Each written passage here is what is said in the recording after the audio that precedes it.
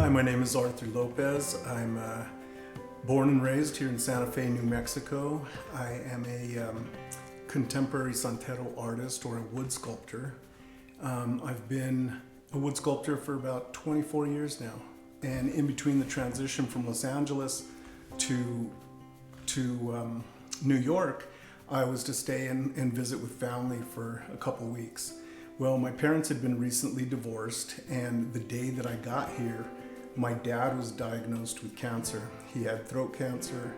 He had to have an emergency tracheotomy, so I ended up turning down the job and in New York so that I could stay and help care for my father with my sister. And anyways, during that time of turning down the job and watching my dad and caring for him, I met my now wife Bernadette, and 3 months later from that time, my dad ended up passing away. After he passed away, I had this refound passion to want to paint and draw again.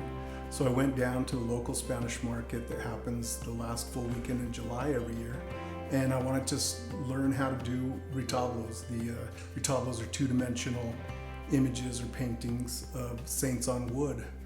And so, you know, while I was wandering around trying to do my own kind of personal research, I saw the three-dimensional images of saints that are referred to as bultos. And, you know, I looked at those, and I had never done any sculpture before, always done painting and two-dimensional work.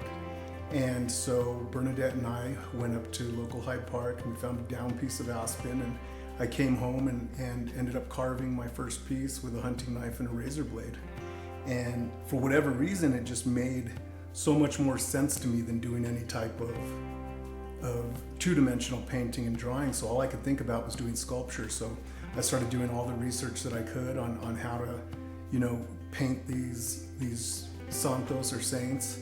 And so I went into the Folk Art Museum, went down into the archives. I studied in their library, trying to research how the pigments were made, and you know, all of that kind of research. At the time, also, my wife was pregnant. I was commuting back and forth. I had got a job in Albuquerque, and when I started carving my very first painted bulto, my wife went into labor with our son, and so I got two gifts that day. I got my carving career and my son.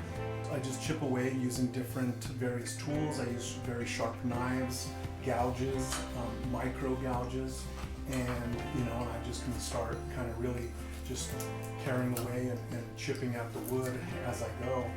And slowly the piece, you know, starts to emerge from the wood as I go.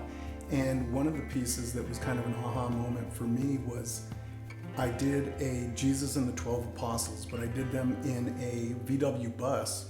And so Jesus was driving the bus, and it had the 12 apostles all hanging out the windows all around it. They were all in hippie garb, and they were, each one of them had their iconography, but they were all dressed as hippies. I titled the piece Holy Rollers, and so it had all of the, you know, the figures going all the way around the bus. And it was the first time in the first piece that my kids were really interested in something I was doing, because if I was doing something that was, you know, a crucifix, for instance, or something else, they really weren't interested in it.